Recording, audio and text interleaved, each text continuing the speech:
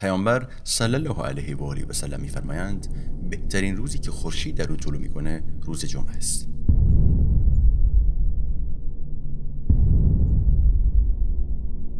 در این روز آدم علیه السلام آفریده شد، در همین روز به بهشت وارد شد، در همین روز از بهشت خارج شد و به زمین نازل شد. همچنین روز قیامت در روز جمعه رخ میده. یک بار بادیه نشینی نزد رسول الله صلی الله علیه و آله و سلم میرسه و از ایشون سوال میکنه متى الساعة قائمه؟ قیامت کی رخ میده؟ پیامبر صلی الله علیه و آله و سلم پاسخ میدن وای بر تو، چه چیزی برای این روز آماده و مهیا کردی؟ این مرد پاسخ میده به الله قسم چیز خاصی آماده نکردم جز اینکه الله سبحانه و تعالی و رسولش صلی الله علیه و آله و سلم رو دوست داره. محبوبمون صلی الله علیه و آله و سلم میفرمایند تو در آخرت و در قیامت با کسی خواهی بود که اون رو دوست داری. اصحاب رضی الله عنهم اجمعین از پیامبر صلی الله علیه و آله و سلم سوال میکنن آیا این صحبت در مورد ما هم صدق میکنه؟ پیامبر میفرمایند که بله. اصحاب از شنیدن این صحبت بسیار بسیار خوشحال میشن. بنابراین دونستن دقیق روز قیامت منفعت خاصی برای ما نداره، چون هر روزی که مرگ ما فرا برسه همون روز قیامت ماست.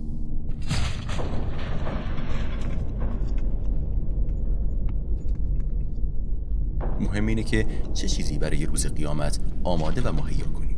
پیامبرمون صلی الله علیه و آله و سلم گاهی وقتا اونقدر در مورد دجال صحبت میکردن که اصحاب تصورشون بر این بود که دجال پشت درخت قایم شده و هر لحظه ممکنه خروج کنه.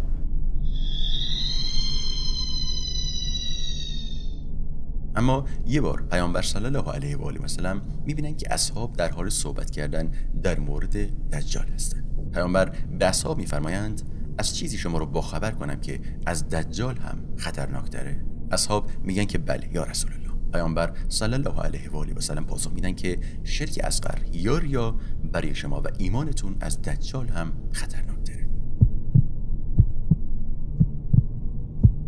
بنابراین پیامبر گاهی وقتا اصحاب رو از نشانه‌های قیامت میترسوندن و گاهی وقتا به اونها در مورد نگرانی بیش از حد در این مورد هشدار میدادن. به خاطر اینکه ضمن نگرانی در مورد زمان وقوع قیامت زندگی شما بیش از حد هم تحت تاثیر این موضوع قرار نگیره و نگران مواردی باشید که تحت کنترل شماست. در این مجموعه قرار با هم دیگه در مورد نشانه‌های کوچک و بزرگ روز قیامت صحبت کنیم. ابتدا برخی از نشانه‌های کوچک قیامت رو بررسی می‌کنیم، بعدش میریم سراغ نشانه‌های بزرگ روز قیامت. همچنین هیچ کس خبر نداره که نشانه‌های بزرگ قیامت که هنوز هیچ کدوم از اونها رخ نداده کی رخ میده، چون به محض اینکه یکی از اون نشانه‌ها رخ بده مثل دانه‌های تسبیح از هم گسیخته یکی پس از دیگری به دنبال همدیگه میان. همچنین ظهور مهدی آخرین نشانه کوچه قیامت هست و بعد از اون دیگه نشانه‌های بزرگ قیامت شروع میشن.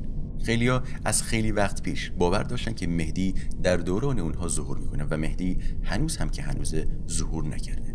نکته‌ای که باید توجه کنیم اینه که در خصوص موضوعی که اطلاع نداریم به هیچ وجه صحبت و اظهار نظر نکنیم. برای مثال یکی از نشانه‌های بزرگ قیامت اینه که هیولایی از دل زمین بلند میشه و انسان‌ها رو بر اساس ایماندار و بی ایمان روی پیشینی اونها علامت گذاری میکنه. از اونجایی که هم در قرآن و هم در احادیث صحیح پیامبر صلی الله علیه و آله و سلم در خصوص این هیولا صحبت شده، بنابراین ایمان به اون واجبه. اما تصور کنید یه نفر در مورد خصوصیات ظاهری اون از شما سوال میکنه، اینکه از کجا بلند میشه، ویژگی‌های اون به چه شکلیه، چیزی که از اون خبر نداریم و پیامبر صلی الله علیه و آله و سلم هم در مورد اون صحبت نکرده. صحبت کردن در مورد اون بدعته. هدف از دونستن نشانهای قیامت اینه که من و شمای مسلمان قبل از رخ دادن اونها از اونها باخبر باشیم و همچنین موقع رخ دادن اونها ایمان ما افزایش پیدا کنه، چون در چنین روزهایی حفظ کردن ایمان یه مقدار دشوار خواهد بود. قرار نیست توضیح اضافی در مورد چیزی بدیم که از اون بیخبریم. وظیفه ما اطلاع از چیزی هست که خداوند و پیامبرش صلی الله علیه و آله و سلم به ما خبر دادن. همه افراد میتونن چیزی رو باور کنن که درک اون ساده و قابل هضمه، اما ایمان واقعی در باور کردن چیزی هست که درک اون برای عموم افراد غیر ممکنه. همچنین برخی افراد طلوع خورشید از غرب که یکی از نشانه‌های قیامت هست رو به گسترش اسلام در غرب و اروپا توصیف میکنن. فرض کنیم این توصیف درسته و خورشید از غرب طلوع کردن به معنی اینه که اسلام در حال گسترش از غرب و اروپا است. اما پیامبر صلی الله علیه و آله و سلم می‌فرمایند که در این روز توبه از کسی قبول نمیشه. حالا چرا باید در روزهایی که اسلام در حال گسترش از غرب و اروپا است توبه از کسی قبول نشه؟ بنابراین توصیف ما باید همه ویژگی‌های اون نشانه رو شامل بشه.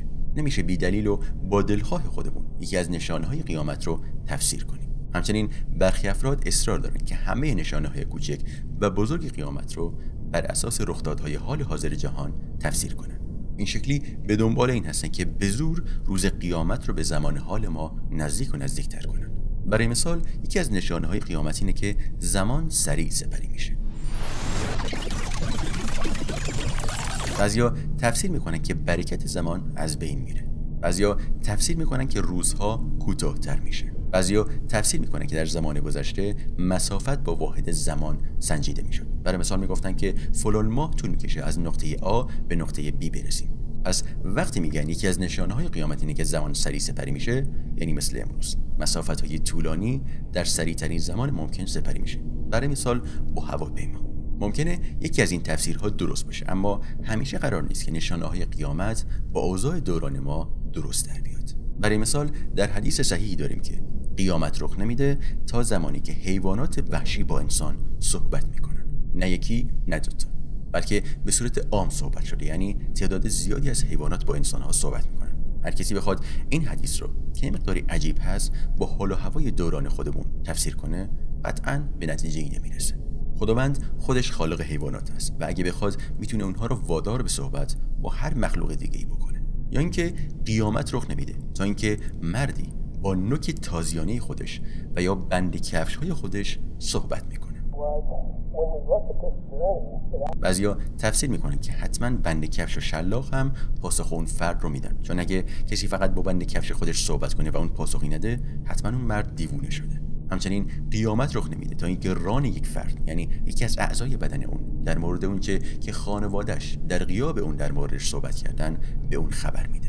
خیلیا به محض شنیدن این حدیث به یاد گوشی موبایل میافتن، چون گوشی موبایل معمولا توی جیب جلوی شلوار هست و جیب جلو هم معمولا چسبیده به ران فرده. ممکنه گوشی موبایل باشه، اما هیچ فرق نمیشه با قطعیت در این مورد صحبت کرد، چون صحبت کردن با گوشی موبایل به اندازه صحبت کردن با حیوانات وحشی و بند کفش عجیب نیست، چون همه این موارد در یک حدیث با هم دیگه ذکر شدن. همچنین در حدیث گفته شده که ران فرد به اون خبر میده. اما وقتی شما با گوشی صحبت میکنید، خود اعضای خانواده با شما صحبت میکنن و به شما خبر میدن. این مسئله توجه ما رو به یک نکته خیلی حساس جلب میکنه، اینکه وقتی یه نفر در مورد یکی از نشانه‌های قیامت با دقت و جزئیات و حساسیت خبر داد، بلافاصله به اون شک کنید. کسی به غیر از خداوند و پیامبرش صلی الله علیه و آله و سلم از جزئیات دقیق این ماجراهای غیبی خبر نداره. همچنین بعضی افراد نشانه‌ها رو باب میل خودشون تفسیر میکنن و به شیوهی تفسیر میکنن که از واقعیت خارج میشه. برای مثال میگن که دجال یک شخص واقعی نیست. دجال تلویزیونه که فقط یک چشم داره. دجال حکومت یا یک سیستمه. دجال فرقه‌های شیطان پرستی و مخفیه. اما این چه تلویزیون حکومتیه که پیامبر صلی الله علیه و آله و سلم چشم و قد و موهای اون رو برای ما توصیف کرده؟ این چه تلویزیونی که زن و بچه نداره و روی پیشونی اون نوشته کافر؟ همچنین در مورد بعضی از نشونه ها احادیث زیادی وجود داره. برای مثال در مورد دجال با جزئیات زیادی صحبت شده، اما در مورد مهدی خیلی اندک صحبت شده. در مورد هیولایی که از زمین بلند میشه و در مورد یأجوج و مأجوج خیلی به ندرت اطلاعات داریم. همچنین همه نشانه‌های قیامت بد و شوم نیستن. برای مثال یکی از نشانه‌های قیامت اینه که اعراب بادیه نشین در ساخت برج‌های بلند با هم دیگه رقابت میکنن. رقابت در ساخت برج‌های بلند به ذات خودش چیز بد و پلیدی نیست، مگه اینکه برای چشم و همچشمی و رو کم کنی باشه، مگه اینکه در ساخت اونها خیلی اسراف شده باشه. ای کاش چند تا از این نشانه‌های قیامت رو هم توی کشور ما می‌ساختن. همچنین پیامبر صلی الله علیه و آله و سلم می‌فرمایند آتشی در حجاز رخ میده که مردم بصره در شام هم اون رو می‌بینن. یه چنین آتشی به دلیل فوران آتشفشان رخ داد و مردم بصره در شام هم حتی در 100 کیلومتری میتونستن اون رو ببینن. ممکنه این همون نشونه بوده باشه، اما ممکنه یه بار دیگه در مقیاس بزرگتر هم همین نشونه دوباره رخ بده. در مورد نشانه‌های قیامت هیچ وقت نمیشه با قطعیت صحبت کرد، مگه بعضی از اونها که خیلی واضح در مورد اونها صحبت شده. من هادی ملکی هستم از رسانه اینترنتی لاتقنت و این نشانه‌های روز قیامته.